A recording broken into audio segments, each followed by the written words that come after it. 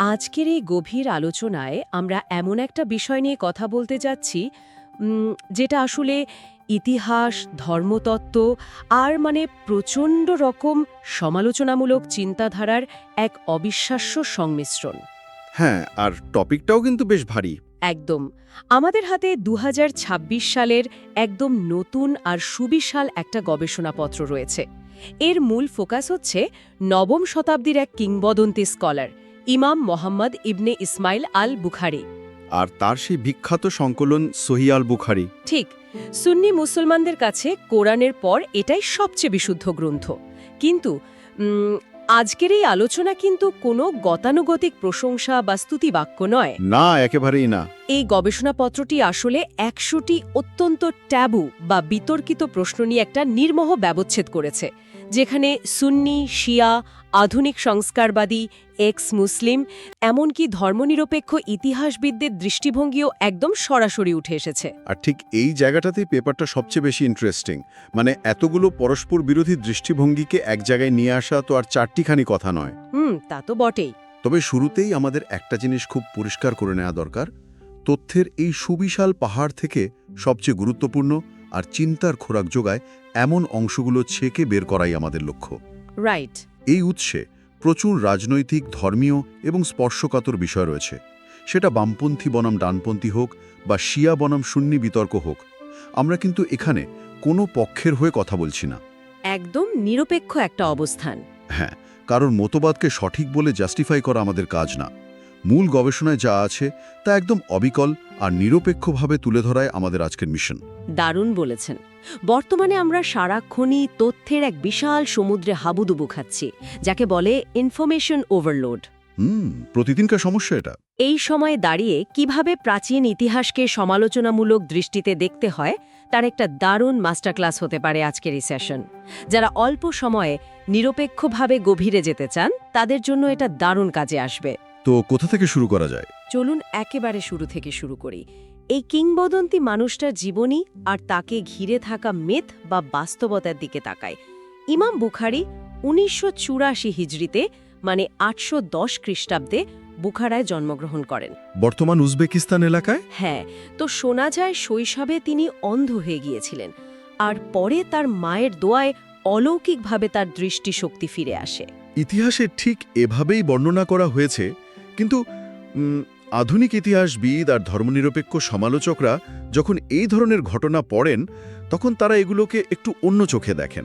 অন্য চোখে মানে? তারা এগুলোকে মধ্যযুগীয় হ্যাগিওগ্রাফি হিসেবে দেখেন। হ্যাগিওগ্রাফি শব্দটা যদি একটু ভেঙে বলতেন। সোজা কথায়, হ্যাগিওগ্রাফি হলো বড় মাপের পণ্ডিত বা সাধু সন্ন্যাসীদের জীবনীতে যুক্ত করা ভক্তিপূর্ণ অতিরঞ্জন।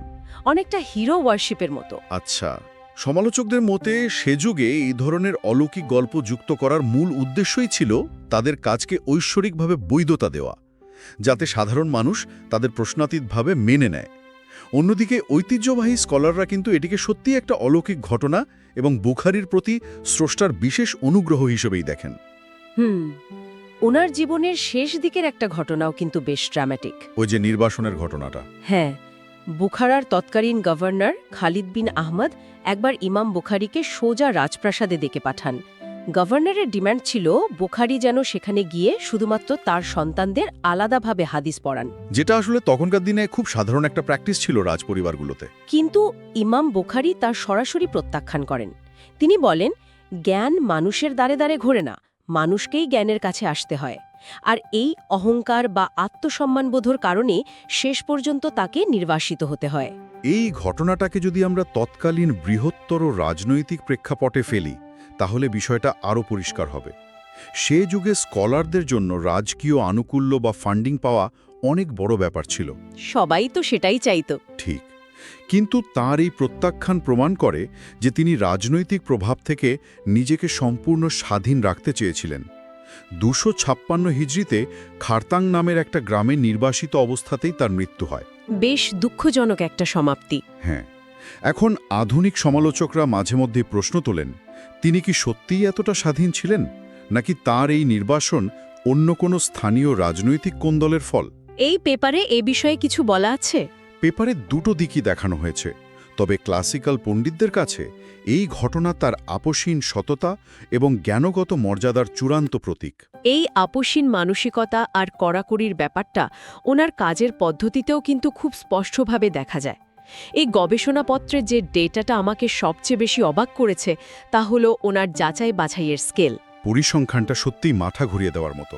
একবার ভাবুন, তিনি বিভিন্ন সূত্র ও চেইন সহ প্রায় 6 লক্ষ হাদিস সংগ্রহ করেছিলেন, আর সেখান থেকে ফিল্টার করে তার গ্রন্থে স্থান দিয়েছেন মাত্র ৭,২৭৫টি হাদিস, যার মধ্যে আবার অনেকগুলো রিপিটেড। ঠিক বলেছেন, সেগুলো বাদ দিলে অনন্য বা ইউনিক হাদিসের সংখ্যা দাঁড়ায় মাত্র ২,২৩০-এর মতো। মানে তিনি তার সংগৃহীত তথ্যের মাত্র 0.37% গ্রহণ করেছেন। এটা তো বর্তমানের কোনো আইভি লিগ ইউনিভার্সিটির অ্যাকসেপ্টেন্স রেটের চেয়েও অনেক বেশি কঠিন। দারুণ একটা তুলনা টেনেছেন। এই 0.37% হারটাই আসলে প্রমাণ করে যে তার ফিল্টারিং প্রসেস কতটা নির্মম ছিল। এই প্রসেসটা আসলে কি ছিল? তিনি মূলত 3টা ক্রাইটেরিয়ার উপর সবচেয়ে বেশি জোর দিয়েছিলেন। প্রথমত, সনদ বা বর্ণনাকারীদের চেইনের নিরবচ্ছিন্নতা।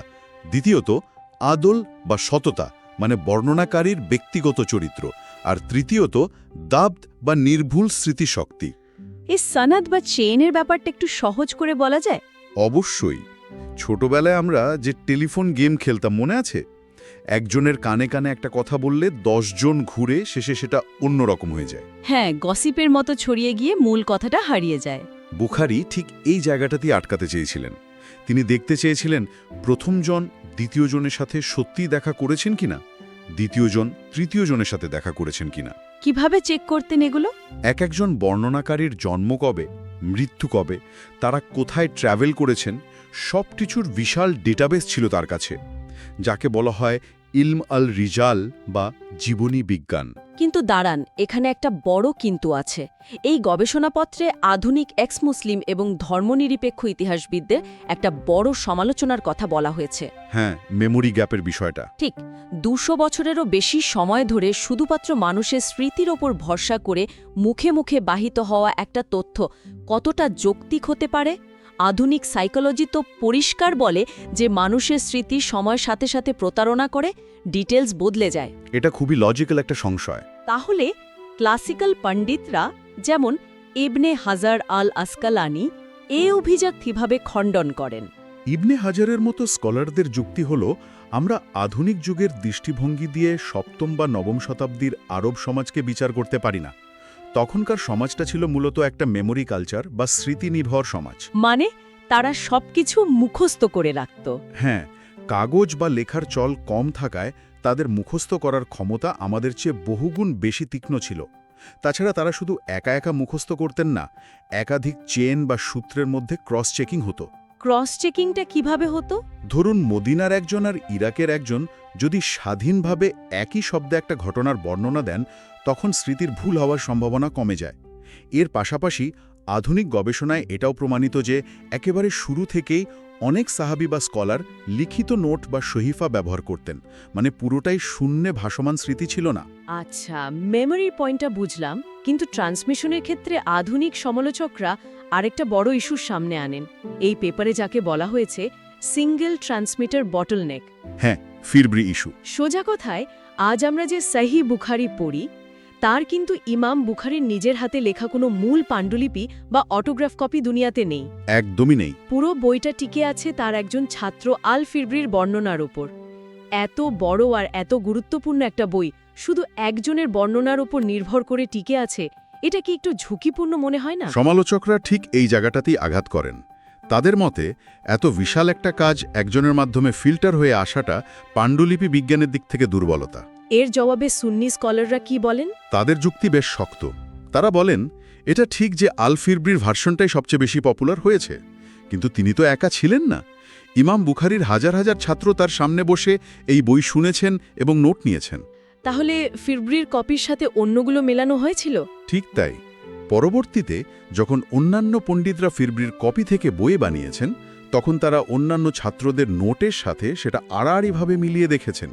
যদি ফিরব্রি নিজের মন গড়া কিছু ঢুকিয়ে দিতেন বা বড় কোনো পরিবর্তন করতেন, তবে সমসাময়িক অন্যান্য পণ্ডিতরা ঠিকই সেটা ধরে ফেলতেন।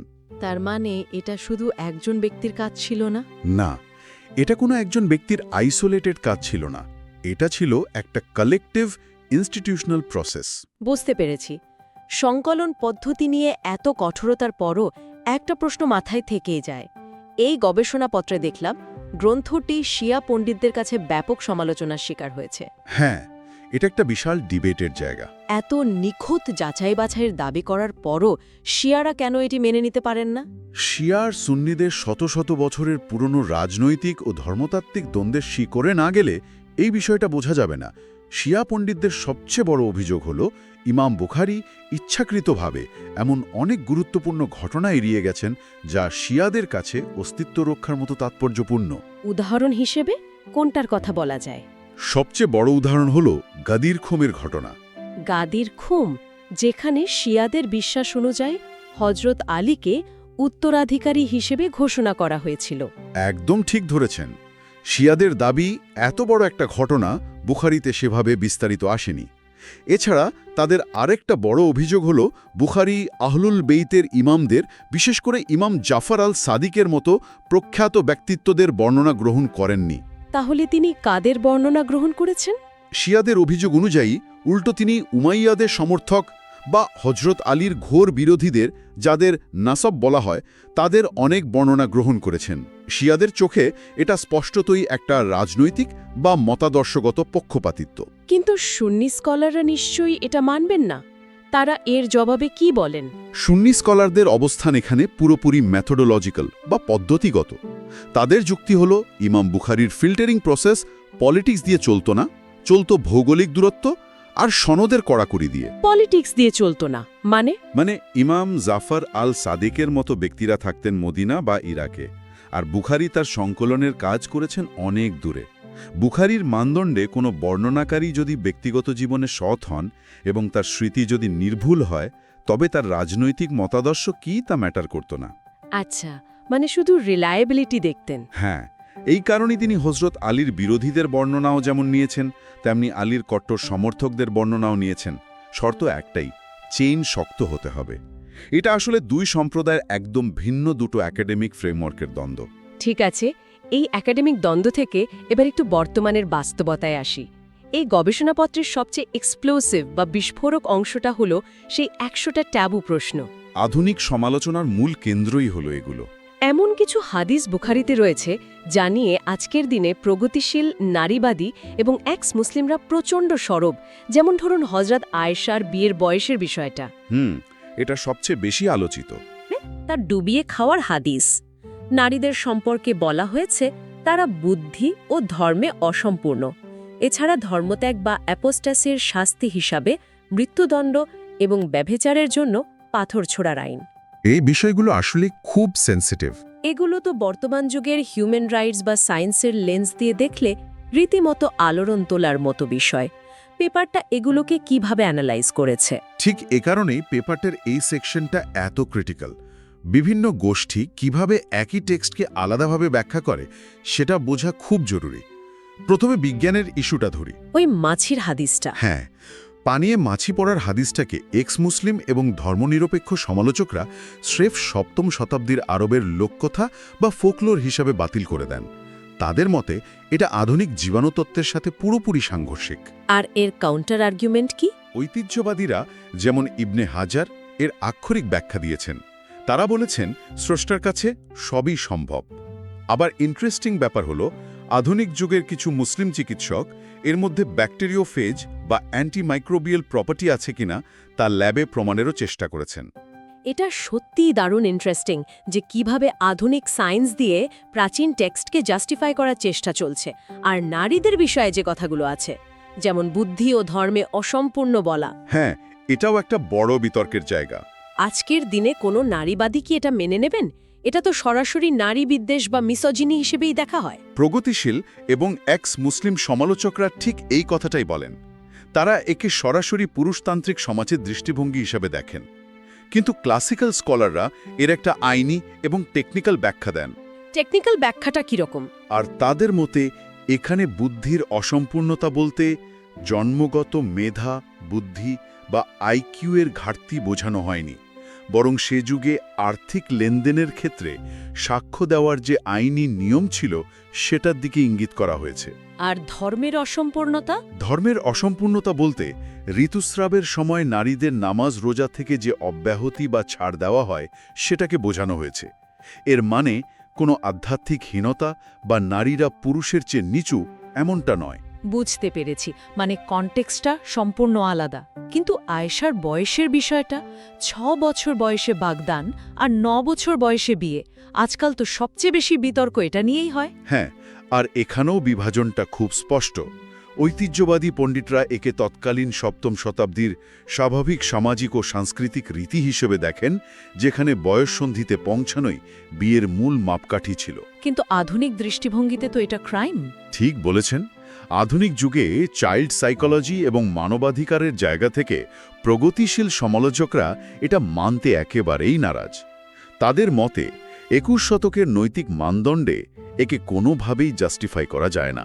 তাহলে এই আধুনিক ও সংস্কারবাদী স্কলাররা, যারা কোরআন হাদিসও মানেন আবার আধুনিক শিক্ষায় শিক্ষিত, যেমন জোনাথন ব্রাউন, হামজা ইউসুফ বা জামাল আল বান্না, তারা এই পুরো বিষয়গুলোকে কিভাবে ট্যাকেল করছেন?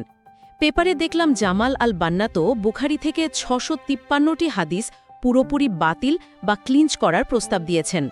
এটা তো রীতিমতো বৈপ্লবিক একটা প্রস্তাব। হ্যাঁ, কিভাবে ওনারা এটা ব্যাখ্যা করেন? সংস্কারবাদীদের অ্যাপ্রোচটা আসলেই মুগ্ধ করার মতো।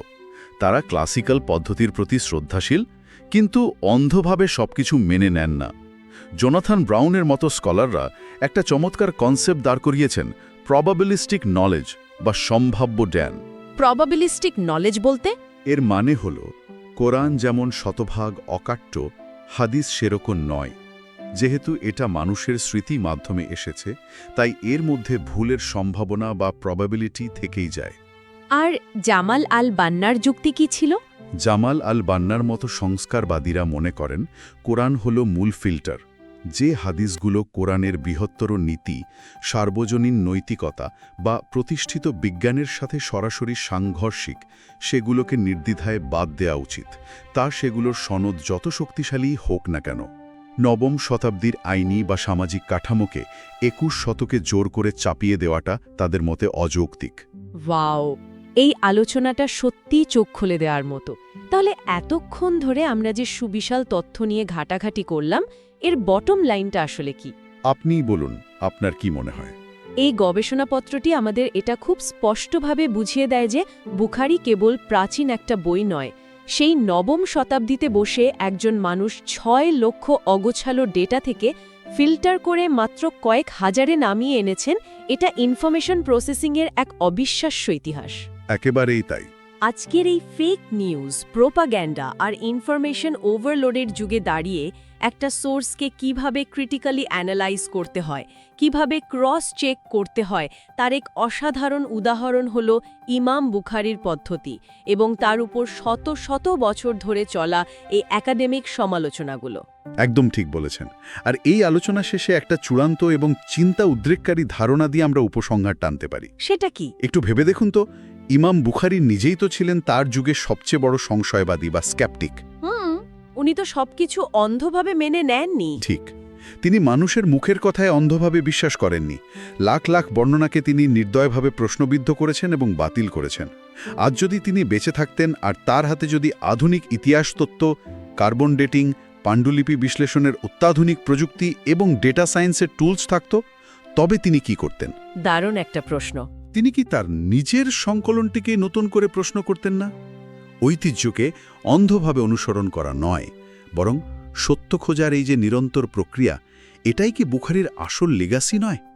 দুর্দান্ত একটা পয়েন্ট। অন্ধ অনুকরণ বনাম সত্যের নিরন্তর খোঁজ, এটাই হয়তো এই পুরো ব্যাপারটার সবচেয়ে বড় শিক্ষা।